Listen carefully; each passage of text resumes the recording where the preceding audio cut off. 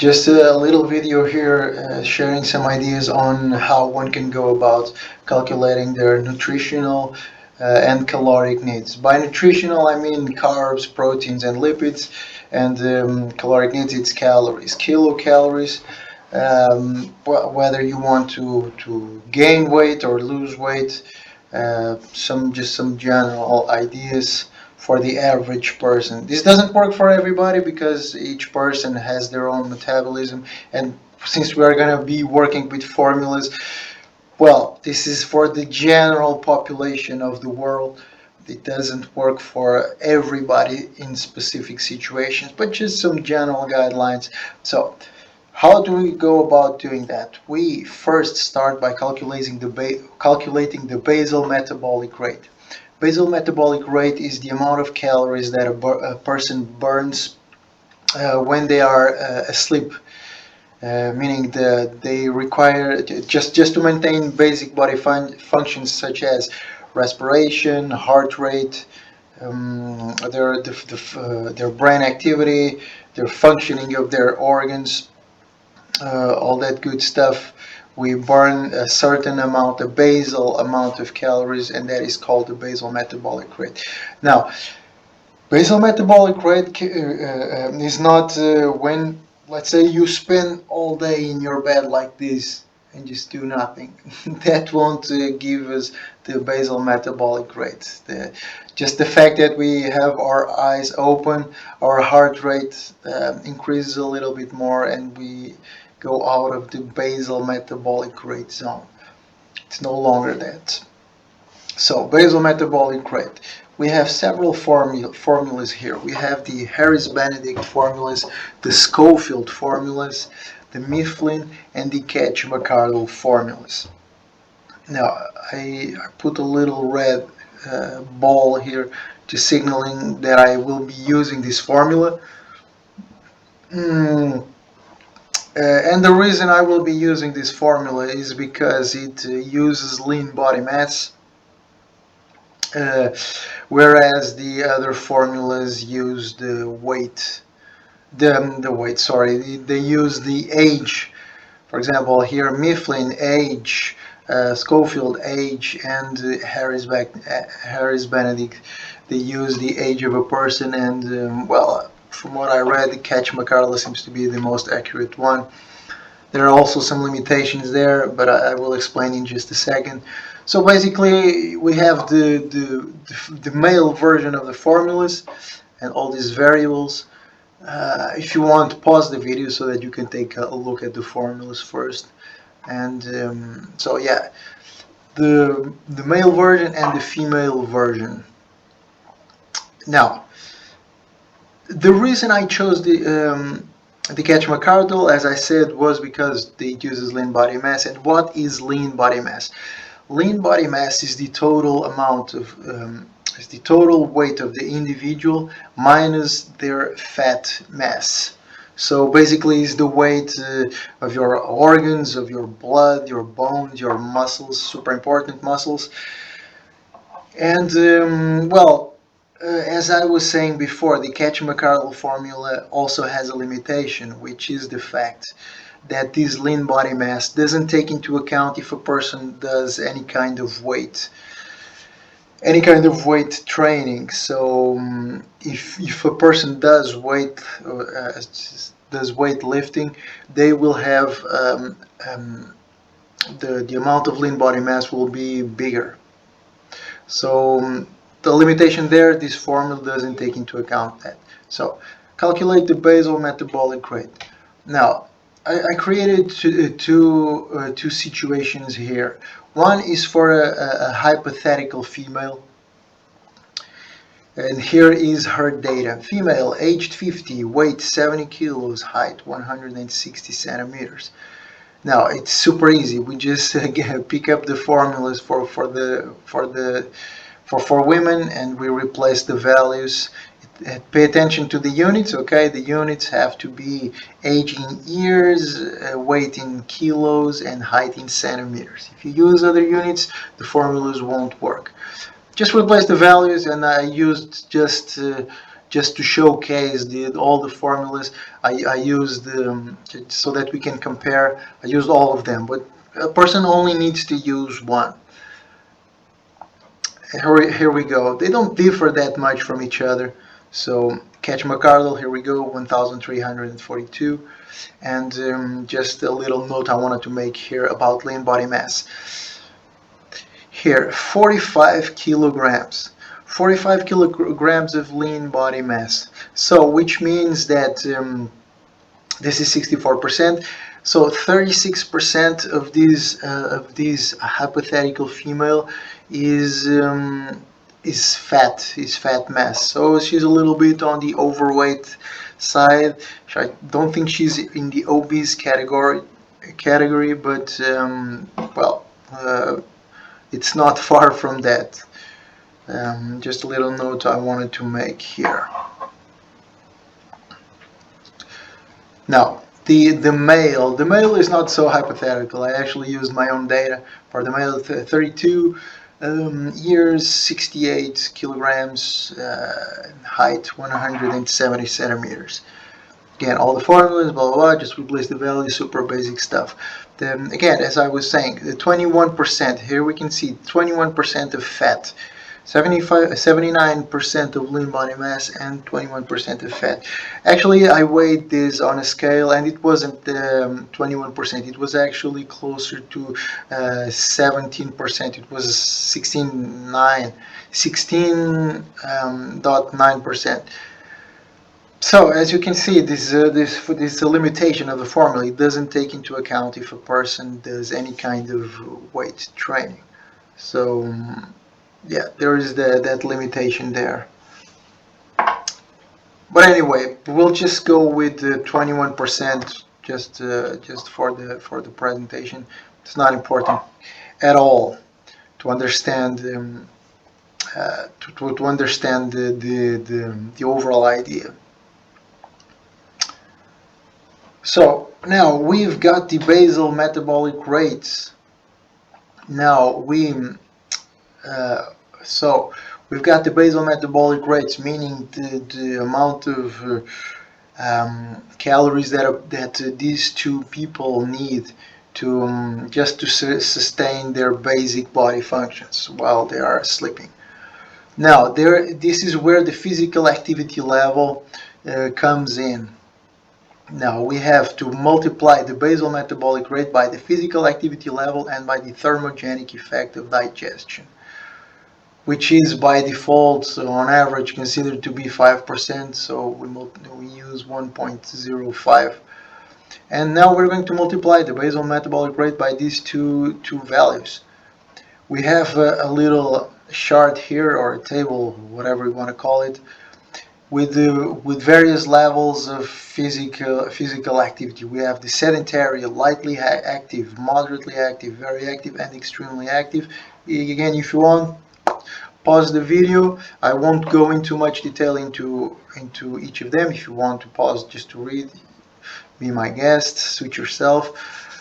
And now we have the female. So we consider that the female is a sedentary female. So we're going to multiply the basal metabolic rate of the female by 1.3. 1.3 is this value here, sedentary. Little or no exercise, inactive in work and leisure time. So 1.3. 3. Well, multiply, we get 1,832 kilocalories. This is the amount of calories that the person needs daily. Again, I say that this is on average. Some people will be lower, other people maybe higher, depends on your body type other factors like stress, the type of diet, your background, your health.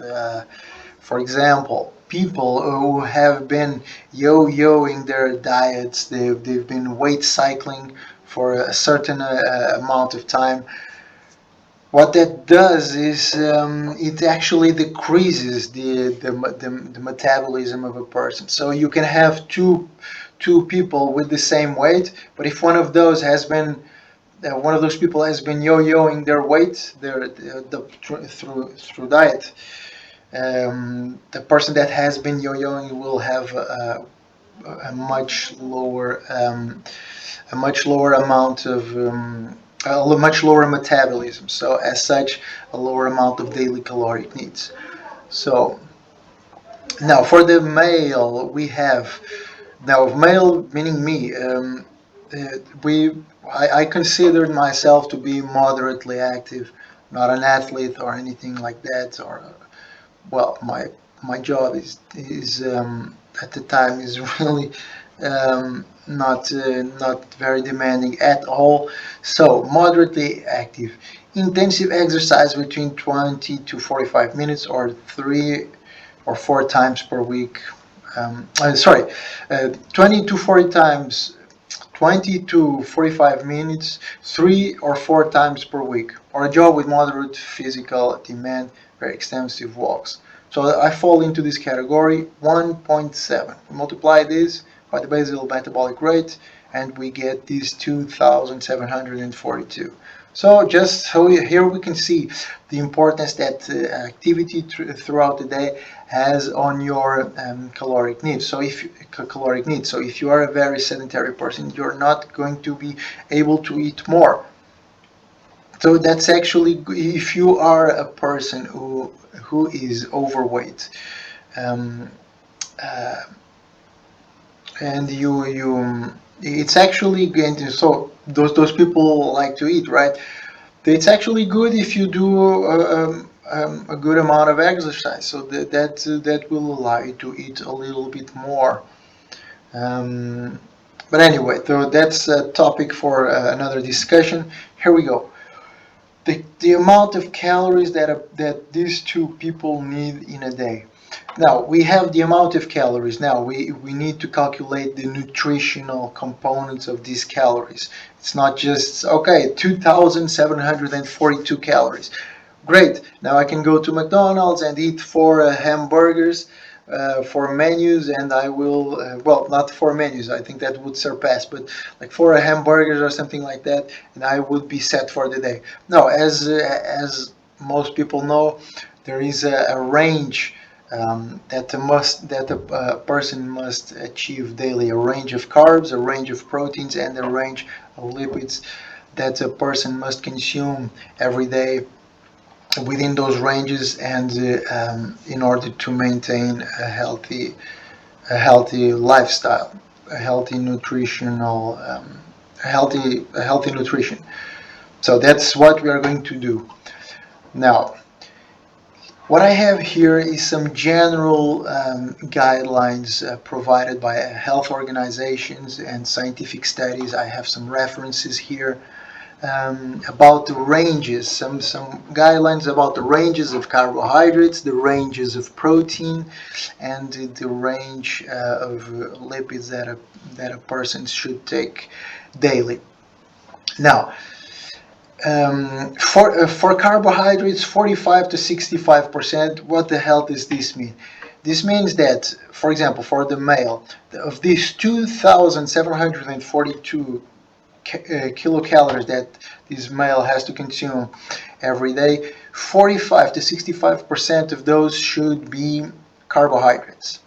Now, instead of looking at it from a percentage perspective, you can look at it from kilograms of body weight of the individual. So the amount of grams per kilogram of weight of body weight of the individual. So we will use this. You will understand better what this value means. But basically, a person weighs the male weighs 68 kilos. So you just have to multiply. If that male is an athlete, you multiply 68 by 6, and you get the amount of carbs that this person needs daily. For non-athletes, these quantities, these grams should be lower, 4 or 5, depending on their daily activities, would be more recommendable. And the general accepted wisdom is that the 1 gram of carbohydrates equals 4 kilocalories. So now for proteins, 10 to 35% of total daily caloric intake should be proteins. Another way of looking at it is for non-active individuals, 8 grams per kilogram of body weight per day. So it's the least amount of proteins for non-active individuals. For endurance athletes, meaning athletes that do running, light running, not very intensive, but who run for extended periods of time. 1.2 to 1.4 grams per kilogram of body weight. This is for endurance athletes or athletes that, they can do some weightlifting, but it has to be a low amount of weight on those weights that they are lifting. For individuals who want to maintain or increase muscle mass, the amount of proteins would be 1.4 to 2 grams per kilogram of body weight. So, and the general accepted wisdom is that 1 gram of proteins is equal to 4 kilocalories. Now, the lipid range, I wasn't able to find any information regarding grams of lipid per kilogram of body weight, so we're just going to go with the percentages. So 20 to 35% of total daily caloric intake, and super important here, no more than 10%. No more than 10% should be saturated fats. So that's one of the reasons why we can't go about eating 4 hamburgers a day and a pizza or 2 pizzas, whatever, because too much fat, not healthy. There are other reasons, not just the fat, but this particular, we need to pay particular attention to these less than 10% saturated fats.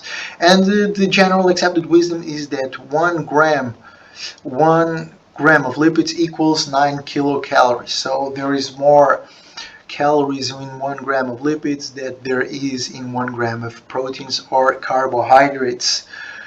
The thing is that the body is not as efficient at using lipids, so it takes quite a while to break down lipids in order for the body to use these calories. So the body ends up when we need quick energy, we end up using more carbs than we actually do lipids. But anyway, that's another topic for another for another day. Maybe I will discuss that in another video. Now, general guidelines from health organizations. Now, we need to calculate the quantity. We need to calculate the quantity of each of the 3 energetic macronutrients. Now, following the general guidelines that I mentioned previously. So we saw that 45 to 65% should be for carbohydrates. Super easy. We just multiply this 45% by 1,800. This is for the female, okay? We're going to do this for the female and for the male. We multiply 45% by the total amount of calories that this person needs to consume in a day. We divide it by 4, which is the amount of calories present in 1 gram of carbohydrates, and we get the lower limit. For the upper limit, we do the same, but we use, instead of 45%, we use 65%. So we have a range here, a lower and an upper limit, and this, according to the guidelines for health, a person should consume an amount of carbohydrates within this range. Now, I give a recommendation here. This is my own tip, as the video implies, nutrition tips. This is my own tip. My own recommendation would be for the female, since she's not an athlete, she's inactive. I would recommend 4 grams per kilogram per day. multiply it by her weight, and we get 280, which is within the recommended, the range of the lower limit and the upper limit. So this is what she would need to consume in a day in terms of carbohydrates. Now for the male, we do the same thing. We get the lower limit, we get the upper limit, which is a little bit higher for the male, obviously. And now I would recommend myself, I'm not an athlete, but I would recommend myself at least the minimum amount. Since I do work out, I have times where I do work out quite consistently, and with a moderate to intense um, activity, right? I would recommend 6 grams, 6 grams, which is the least the least amount recommended for athletes. So 6 grams per kilogram multiplied by the weight, 408, which is within the recommended ranges. Now proteins, 10 to 35%. Now for the female, since you can pause the video if you want. Here we go. Lower limit 10%, the upper limit 35%.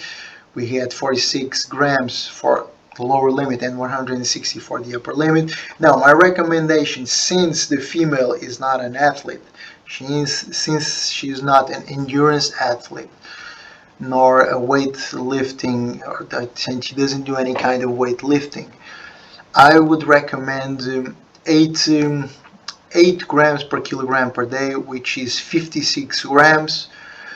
And here I may consider a little bit more if the person does indeed start to become more active throughout the day. If she starts to become more active, she would want to consider increasing her amount of proteins consumed. Now, but the recommendation would be 56 grams. Now for the male, the ranges are a little bit higher. The upper limit, 240 grams. This is absolutely too much. This is 35%. I don't need to consume 35% of proteins during the day. I don't lift that often. It's 240 grams is just too much for a person like me. So a recommended value of, I would recommend myself at least 95 grams. Why? Because it's the 1.4 grams per kilogram per day. We're just gonna take a look here, which is the recommended amount for individuals who want to maintain or increase muscle mass. They recommend 1.4 to 2. So since I'm not a weightlifter, I would recommend the least amount, which is 1.4 grams per kilogram, 95 grams. Now lipids, lower limits, upper limits. Just we have the values here. 41, the lower limit for the female is 41, the upper limit is 71, and for the male the lower limit is 61 and the upper limit 107 grams. Now this is where we're reaching the end of the first part of the presentation, which is to break down those caloric needs into their respective macronutrients. But well, this doesn't tell us anything about what kinds of foods should we eat, and that's what we're going to go into in the second part. I'm actually going to make an entire day's meal, right? I'm going to plan a meal for an entire day, and then we will see the amounts of each food that we need in order to eat a reasonably healthy meal.